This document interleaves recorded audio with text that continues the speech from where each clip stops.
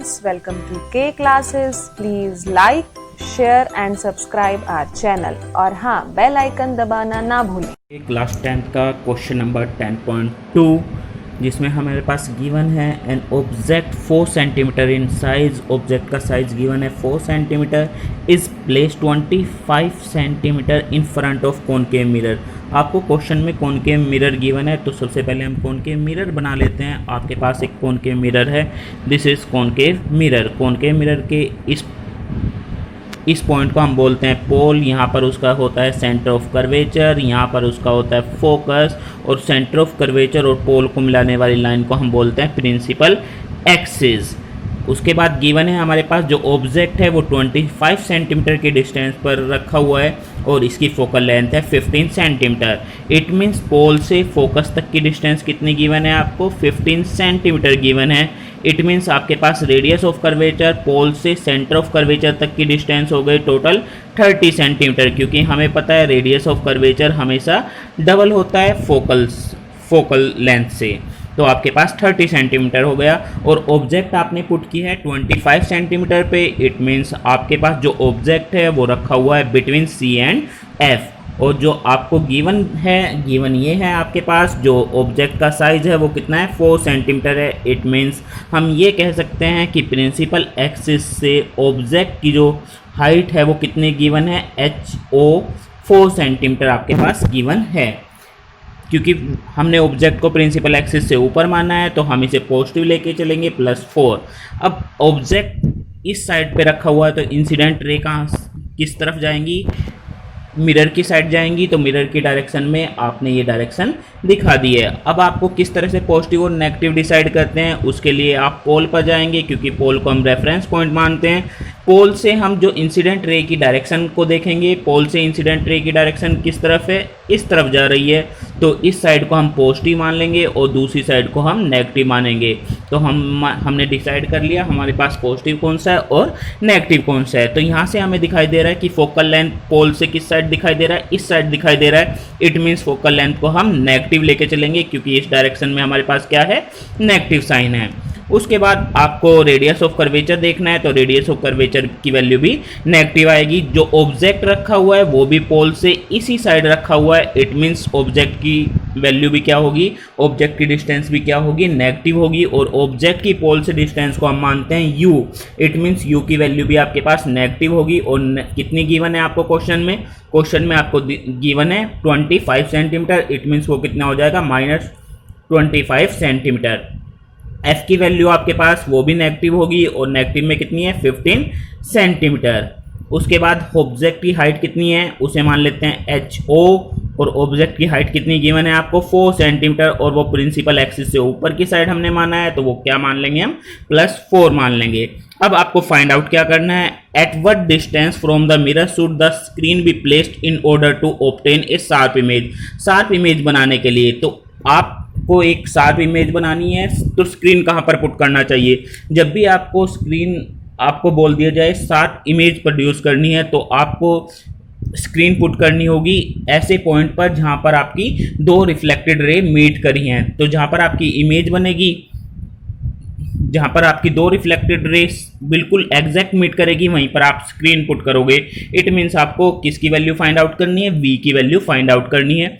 Nature find out करना है और size of the image find out करना है। नेचर के लिए हमें मैग्निफिकेशन देखना पड़ेगा। मैग्निफिकेशन क्या है? अगर मैग्निफिकेशन पॉजिटिव है तो वर्चुअल वैल्यू है, और अगर आपके पास m की वैल्यू नेगेटिव आ गई तो आपके पास रियल इमेज बनेगी। अब यहाँ से हम इस डायग्राम से क्या देख सकते हैं? इस डायग्राम से देख सकते हैं हमारा ऑब्जेक्ट पुट है बिटवीन C एंड F। जब भी ऑब्जेक्ट C और F के बीच में पुट होता है तो हमें पता है हमारी इमेज कहाँ पर बनती है? हमें पता है हमारी इमेज बियॉन्ड पॉइंट C बनेगी। इट मीन्स C से इस साइड बनेगी। इट मीन्स C से थोड़ा सा दूर बनेगी। जब भी C से दूर होगा इट मीन्स हमारा जो आंसर आना चाहिए वो 30 से ज़्यादा आना चाहिए। उसके बाद हमें ये भी पता है अगर हमारा ऑब्जेक्ट C और F के मिड में होता है तो इमेज इन्वर्टेड बनती है और रियल बनेगी। इन्वर्टेड बनेगी और रियल बनेगी। इन्वर्टेड और रियल बनेगी तो m की वैल्यू क्या आनी चाहिए? हमारे पास नेगेटिव आएगी। तो नेचर कैसा हो जाएगा? अगर मैं डायग्राम से पता करना चाहूँ तो उससे भी हम पता कर सकते हैं। साइज ऑफ द इमेज भी हम फाइंड आउट कर लेंगे। तो अब हम क्वेश्चन पे आते हैं। क्वेश्चन में आपको फाइंड आउट करना है v और h क्या है आपके पास, साइज ऑफ द इमेज। तो इसके लिए हमारे पास हमने ये देख लिया है, h की वैल्यू हमारे पास पॉजिटिव है 4 सेंटीमीटर, u की वैल्यू हमारे पास नेगेटिव आएगी क्योंकि वो बैक साइड में नहीं रखा है, अपोजिट डायरेक्शन में इंसिडेंट रे के, तो u की वैल्यू नेगेटिव, f की वैल्यू भी हमने नेगेटिव ली है। आपके पास मिरर फार्मूला यूज करना है। मिरर फार्मूला आपको पता है, मिरर फार्मूला क्या होता है आपको बताया था, 1/v + 1/u = 1/f। हर वैल्यू को हम पुट करेंगे, v u को पुट करेंगे और साइन के साथ पुट करेंगे, आपको साइन के साथ ही इन्हें पुट करना है। v की वैल्यू हमें पता है, इसलिए v की वैल्यू हमें फाइंड आउट करनी है, इसलिए हमें इसके साइन के साथ रखने की ज़रूरत नहीं है क्योंकि हमें पता ही नहीं है ये पॉजिटिव होगा या नेगेटिव होगा। डायग्राम से हमने पता कर लिया है, बट एक्चुअल में जब न्यूमेरिकल करेंगे तब हमें वो चीज़ नहीं पता, ये हम मान के चलेंगे। तो 1/u, u की वैल्यू आपको कितनी गिवन है, -25, तो u की जगह हम पुट करेंगे -25, और f की वैल्यू भी आपको पता है, f की वैल्यू गिवन है 15, बट हम माइनस लेके चलेंगे क्योंकि वो किस साइड में है, अपोजिट साइड में है इंसिडेंट रे से अगर हम देखते हैं उसे। तो आपके पास 1/v, इसे हम सोल्व करते हैं यहाँ पर, तो आपके पास ये आ गया 1/v + 1/v, और इसे हम लिख सकते हैं -1/25 = और यहाँ पर हमने लिख दिया 1/15 माइनस में। तो जब ये माइनस इक्वल टू के इस साइड आएगा तो ये क्या हो जाएगा, प्लस में हो जाएगा। तो 1/v किसके इक्वल हो जाएगा, 1/15 + 1/25। यहाँ पर हम एलसीएम ले सकते हैं और इसे सोल्व कर सकते हैं। ये हमारे पास 15 नेगेटिव में है तो इसे सोल्व करेंगे, तो एलसीएम कितना आ जाएगा इसका, ये 15 है और ये हमारे पास 15 और 25 का एलसीएम कितना आएगा, 75 आ जाएगा। 75 आएगा तो 15 को 75 से डिवाइड करेंगे तो ये आ जाएगा 5, और -1 से मल्टीप्लाई करेंगे तो ये कितना आ जाएगा, -5 प्लस, क्योंकि यहाँ प्लस का साइन है तो यहाँ पर प्लस आ जाएगा। 75 को 25 से डिवाइड करिए 3 को 1 से मल्टीप्लाई करेंगे तो 3 आ जाएगा। तो आपके पास आंसर कितना आ जाएगा, -2/75।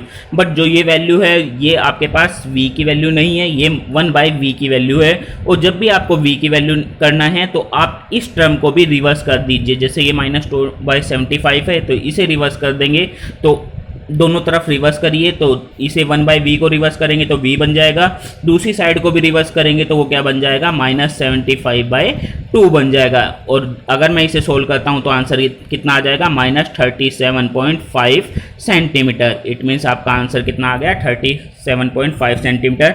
और मैंने शुरू में ही क्वेश्चन में बता दिया था इसका आंसर 30 से ज़्यादा आना चाहिए, क्योंकि हमें डायग्राम पता है किस तरह से इसे डायग्राम बनते हैं, और अगर C और F के बीच में ऑब्जेक्ट होगा तो इमेज कहाँ पर बनेगी। माइनस आया है, माइनस क्या रिप्रेजेंट कर रहा है, माइनस रिप्रेजेंट कर रहा है कि आपका बिहाइंड द मिरर इमेज नहीं बनी है, in front of the mirror image बनी है आपकी।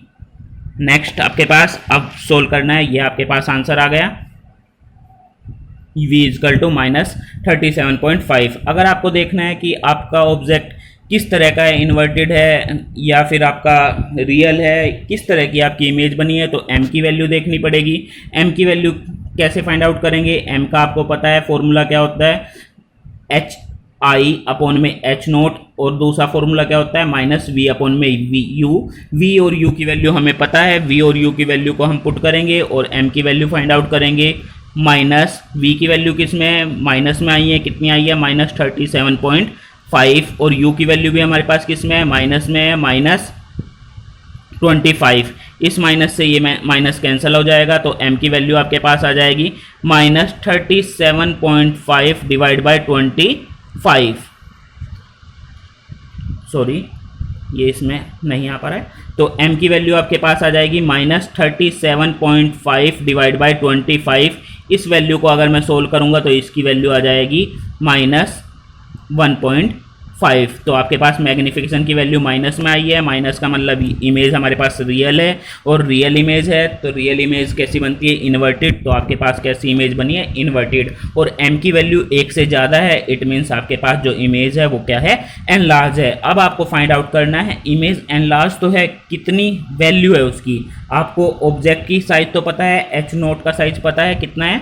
4 है। अब आपको फाइंड आउट करना है एच आई फाइंड आउट करना है। एम का फॉर्मूला आपको पता है, मैग्निफिकेशन का फॉर्मूला क्या होता है? मैग्निफिकेशन का फॉर्मूला होता है एच आई अपॉन में एच नोट। आपको एम की वैल्यू पता लग गई है, एम की वैल्यू कितनी आई है? -1.5 आई है। और एच आई कितना है आपके पास? एच आई आपको फाइंड आउट करना है। एच आई क्या है? हाइट ऑफ द इमेज या size of the image. S note आपके पास कितना है? 4 आया है। तो यहाँ से एच आई की वैल्यू निकाल सकते हैं। कैसे फाइंड आउट करेंगे? 1.5 को 4 से मल्टीप्लाई करेंगे, 1.5 को 4 से मल्टीप्लाई करेंगे तो कितना आंसर आ जाएगा?